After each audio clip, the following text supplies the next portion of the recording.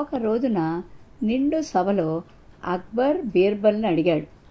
బీర్బల్, ఒకవైపు న్యాయం, మరొక వైపు బంగారు నాణ్యం, ఈ రెండిటిలో నువ్వు దేన్ని స్వీకరిస్తావు?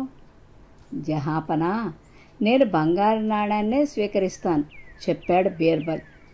అది విని అక్బర్ దిగ్భ్రాంతి చెందాడు. ఏమిటి, నువ్వు న్యాయానికి బదులు బంగారు నాణ్యాన్ని తీసుకుంటావా అంటూ కోపంగా ప్రశ్నించాడు అక్బర్. అవును ప్రభు అన్నాడు బీర్బల్.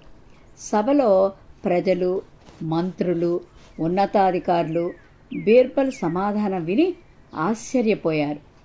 తనకు గల డబ్బు ఆశను చాటుకొని బీర్బల్ తన నిజస్వరూపాన్ని ప్రదర్శించాడంటూ ఒకరి ముఖాలు ఒకరు చూసుకున్నారు. బీర్బల్ పట్ల అక్బర్ చూపుతున్న అభిమానానికి మంత్రులు, అధికారులు చాలా కాలం నుంచి అసూయపడుతున్నారు. అక్బర్ ముందు అతన్ని అవమానపరిచి ఆయన ఆగ్రహానికి అతడు ఎలాగైనా గురి అయ్యేలా చూడాలని వాళ్ళు గతంలో ఎన్నో ప్రయత్నాలు చేశారు. ఒక్కటి ఫలించలేదు. ఇప్పుడు తమ ప్రయత్నం లేకుండానే బీర్బల్ అక్బర్ ఆగ్రహానికి గురయ్యాడు. బీర్బల్, నా సేవకులలో ఎవరైనా ఇటువంటి అభిప్రాయం చెప్పి ఉంటే నేనంత ఆశ్చర్యపడేవాణ్ణి కాదు.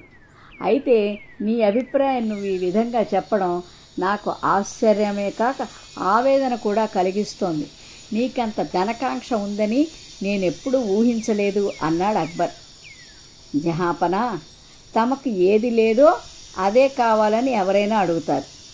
మన దేశంలో ప్రతి ఒక్కరికి న్యాయం చేకూరుతోంది తమ న్యాయ పరిపాలనలో. ఇది తమకు తెలిసిన విషయమే. నాకెప్పుడు మీ పాలనలో న్యాయం లభిస్తూనే ఉంది. అయితే నాకు లభించనిదల్లా తగినంత ధనం. నేనెప్పుడు అంతో ఇంతో డబ్బుకు ఇబ్బందికి గురి అవుతూనే ఉన్నాను. అందువల్ల బంగారు నాణెం కావాలని కోరుకున్నాను. బీర్బల్ చెప్పింది విని అక్బర్కు చాలా ఆనందమైంది.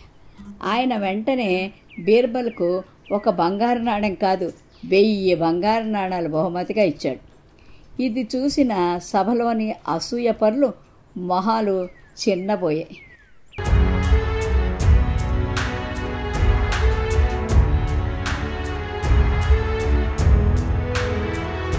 మీరు మరిన్ని వీడియోలు చూడాలంటే మన ఛానల్ను సబ్స్క్రైబ్ చేయండి. పక్కనున్న బెల్ ఐకాన్ని ప్రెస్ చేయండి.